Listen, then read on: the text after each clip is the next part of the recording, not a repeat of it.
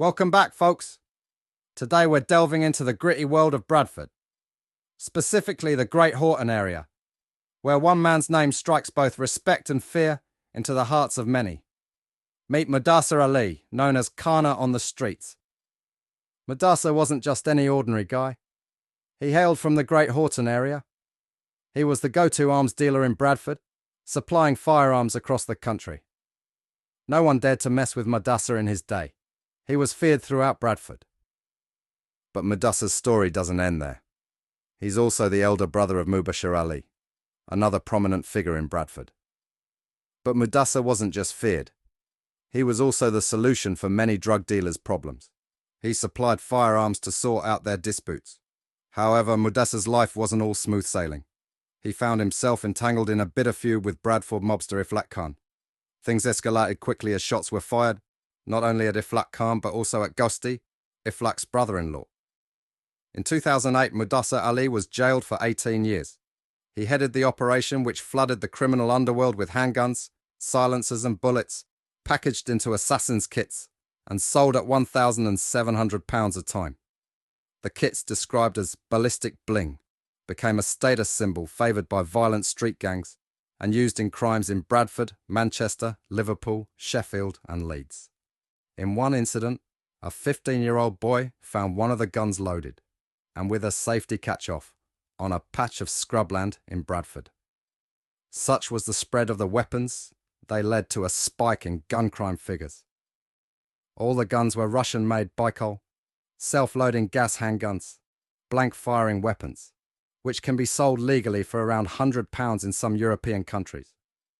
But everyone had been expertly stripped down and rebarreled, converting them to fire 9mm bullets, as accurate and powerful as factory-made weapons. Mudasser Ali was described as the senior player in this deadly game, profiting from the sale of what was dubbed an assassin's armory to the underworld. But Mudasser wasn't the only one to face justice. His next in charge, Kaleem Akhtar, also known as Big K from Manchester, was handed a 20-year sentence. Big K's involvement further highlighted the widespread reach of Mudasser's operation, extending beyond Bradford into Manchester. Kaleem Akhtar was a thrill-seeking rich kid who led a double life. By day he played the dutiful son, living in a £350,000 home, given as a wedding gift by his family and working in their clothing firm empire. But beyond this facade of respectability, Kaleem, self-styled as Big K, ran a gun-running gang alongside Mudasser. He distributed handguns to gangs and major criminals, driving an expensive Range Rover and spending his nights in nightclubs. To his neighbours and even his relatives, Kaleem was just a rich kid with a taste for flashy jewellery and expensive cars. But his involvement in the criminal underworld told a different story. Kaleem arrived in Britain from Pakistan at a young age, where his family ran a chain of shops in Liverpool and a wholesale business in Manchester. Despite having everything money could buy, Kaleem chose to sell assassin kits containing handguns, silencers, and bullets to criminals for £2,500 each. While peddling these deadly weapons, Kaleem returned home to his wife and their luxurious semi in Chorlton, Manchester, maintaining the facade of a respectable middle-class life. But behind closed doors, he was a key player in Mudasser's criminal empire, contributing to the spread of violence and crime in cities across the country. But Mudasser wasn't alone in his criminal enterprise. He had partners in crime, including Kaleem Akhtar, also known as Big K from Manchester, and Liverpool cage fighter Paul Wilson. Paul Wilson, a career criminal and drug dealer living in a £1 million house, joined forces with Mudasser and Kaleem to obtain guns for resale. Despite his success in the cage fighting world, Paul Wilson chose to involve himself in the illegal arms trade, contributing to the spread of violence and crime. For his part in the operation, Paul Wilson was sentenced to 11.5 years in prison, adding to the growing list of criminals brought to justice. Together, Mudasser, Kaleem, and Paul formed a dangerous alliance, fueling the criminal underworld with deadly weaponry and leaving a trail of destruction in their wake. However, Paul's criminal activities didn't end there. In 2010, he was sentenced to an additional 18 years for masterminding a plot to smuggle cocaine and amphetamines into the UK from Europe. This marked another dark chapter in Paul Wilson's criminal career, further solidifying his reputation as a mastermind of illicit activities. Mudasser, aka Kana, was the linchpin of a criminal network that flooded the streets with deadly weaponry. But Mudasser's web of crime stretched far and wide, involving a cast of characters willing to push the boundaries of law and order. One such associate was Asad Salim from Trafford, a close friend of Kaleem Akhtar's. Salim was tasked with packaging guns into assassins' kits and transporting them to suppliers. Adair Salim's crimes were egregious. In late 2007, he pleaded guilty to a slew of charges, including possessing firearms and ammunition with intent to endanger life. He was sentenced to 10 years behind bars. Another cog in Mudasser's machine was Agnias Malsevas, who pleaded guilty to the conspiracy charge and possession of a firearm with intent to endanger life. He received a 12-year sentence, with deportation to Lithuania recommended by the judge upon completion. The criminal saga didn't stop there. Edgaras Malsevas, brother of Agnias, found himself entangled in the conspiracy.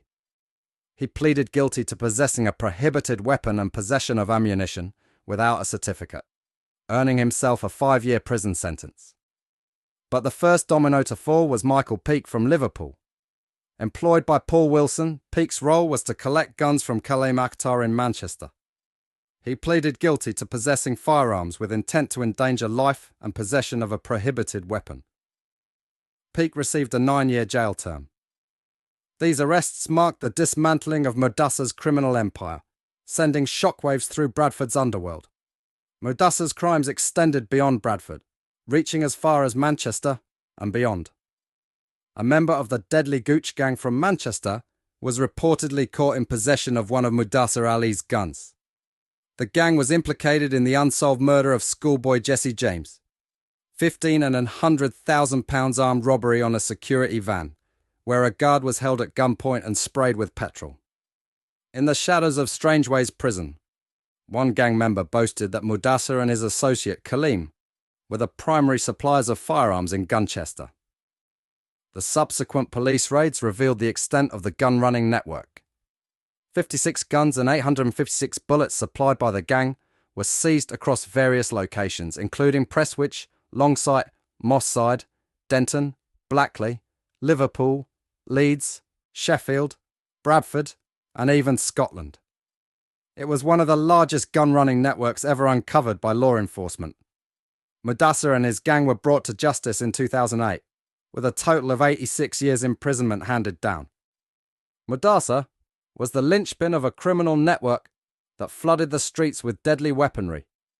He was a serious figure in Bradford in his day, feared and respected. But as the years passed, Mudasser's life took a different turn. After serving his time, Mudasser emerged from prison a changed man. He decided to turn his life around and leave behind his criminal past. Today, Mudasser Ali is a free man, and he's made a name for himself in a different field. He now owns a successful fast food business. Gone are the days of crime and violence. Mudasser has found a new path, one of hard work, determination, and redemption. Though his past may haunt him, Mudasser is proof that it's never too late to change for the better. And so ends the tale of Mudasser Ali, a man who turned his life around and found success in the face of adversity. Don't forget to like, share, and subscribe for more inspiring stories of redemption. Until next time, stay hopeful.